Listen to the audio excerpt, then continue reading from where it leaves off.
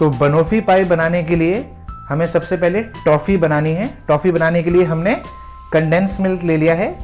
ये टिन में मिल जाता है आपको, इजीली मार्केट में अवेलेबल है। ये 400 ग्राम का टिन है। इसको एक कुकर में हमने डाल दिया है। अब इसमें हमें पानी डालना है और इंश्योर करिए कि पानी जो है ये टिन के ऊपर आ जाए, मतलब ये टिन डूब जाए पूरा। आप देख सकते हैं कि टिन जो है बिल्कुल पानी के अंदर डूब गया है। अब हम कुकर की लिड जो है वो बंद कर देंगे और इसको एक सीटी हम लगाएंगे।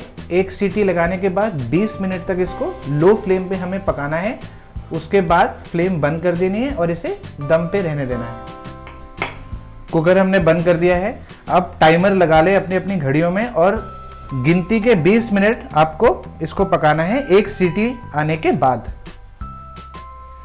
एक बात का ध्यान जरूर रखिएगा कि टिन जो है ये कंडेंस मिल्क का, इसको ओपन नहीं करना है, ये पैक ही कुकर के अंदर जाएगा। बनोफी पाई का मतलब होता है बनाना एंड टॉफ़ी। ये अमेजिंग रेसिपी 1971 में इंग्लैंड में 2 शेफ्स होते थे जिनका नाम था नाइजल मैकेंजी और इयान डाउडिंग। ये एक रेस्टोरेंट चलाते थे जिसका नाम था द हंग्री मॉन्क। तो इन दोनों ने ये रेसिपी जो है इन्वेंट करी और ये इतनी फेमस हुई और different parts of the world में काफ़ी सारे रेस्टोरेंट्स अपनी हॉट सेलिंग रेसिपीज़ में एक मानते थे। और ये काफ़ी बहस होती थी इंग्लैंड और अमेरिका के बीच कि ये इंग्लैंड में पाए इन्वेंट हुआ है या अमेरिका में ये इन्वेंट हुआ है। तो काफ़ी सालों तक बहस जो है ये चलती रही। और बनोफी शब्द जो है ये इंग्लिश डिक्शनरी में भी यूज़ होने लगा क्योंकि ये इतनी फेमस रेसिपी हो गई। तो बनोफी का मतलब होता है कोई भी चीज़ जिसमें से बनाना और टॉफ़ी का फ्लेवर आए। कंडेंस मिल्क का जो कैन है ये बिल्कुल रूम टेम्परेचर पे आ गया है, बिल्कुल ठंडा हो गया है। अब हम इसको खोलेंगे।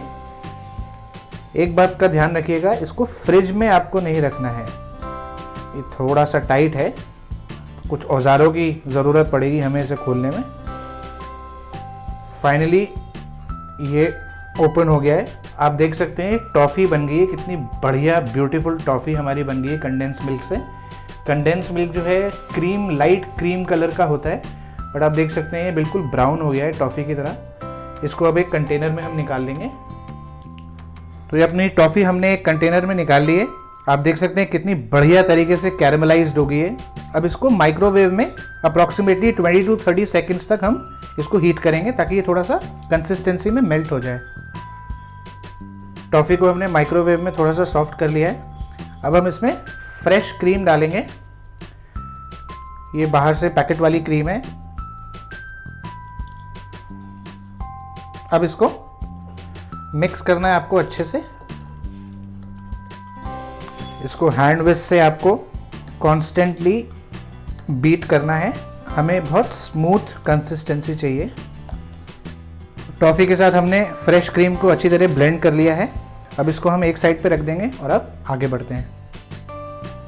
हमने 10 से 12 डाइजेस्टिव बिस्किट्स ले लिए हैं। ये मीठे डाइजेस्टिव बिस्किट्स हैं, इजीली मार्केट में अवेलेबल होते हैं। इसको हम तोड़ के हाथों से और एक ग्राइंडर जार में डाल देंगे। वैसे आप कोई भी मनपसंद बिस्किट्स ले सकते हैं, बट नमकीन बिस्किट्स हमें नहीं लेने, मीठे बिस्किट्स होने चाहिए। डाइजेस्टिव बिस्किट से एकदम प्रॉपर वाला टेस्ट आता है बनोफी पाई में। बिस्किट्स को हमने पाउडर कर लिया है। अब इसमें हम मेल्टेड बटर डालेंगे। बटर डालने से क्या होगा, इसको हम थोड़ी देर के लिए 10 से 15 मिनट के लिए फ्रिज में रखेंगे ताकि ये थोड़ा सा फर्म हो जाए, जम जाए। ये हमने केक टिन ले लिया है। आप चाहें तो कोई भी डिश ले सकते हैं फ्लैट सरफेस के साथ। ये जो हमारा बिस्किट और बटर का मिक्सचर है, इसको इसमें हम डाल देंगे। अब इसको इवनली प्रेस कर लें आप अच्छे से ताकि ये सेट हो जाए। अच्छी तरह सेट हो गया है। अब ये सीधा जाएगा फ्रिज के अंदर 10 से 15 मिनट के लिए। ये हमने नॉन डेयरी व्हिपिंग क्रीम ली है। ये इजीली आपको किसी भी बेकरी शॉप पे या केक का जो सामान बेचते हैं वहाँ पर मिल जाएगी। ये बिल्कुल चिल्ड हमने ली है। इसको थोड़ा सा जब ये मेल्ट हो जाए तो हम इसको इलेक्ट्रिक बीटर से बीट करेंगे। अगर आपको नॉन डेयरी व्हिपिंग क्रीम नहीं मिलती मार्केट में तो आप फ्रेश क्रीम भी ले सकते हैं, बट उसको हमें थोड़ा ज़्यादा बीट करना पड़ेगा। और इंश्योर करिएगा कि बिल्कुल चिल्ड क्रीम हो, तभी आपको स्टिफ पीक्स मिलेंगे।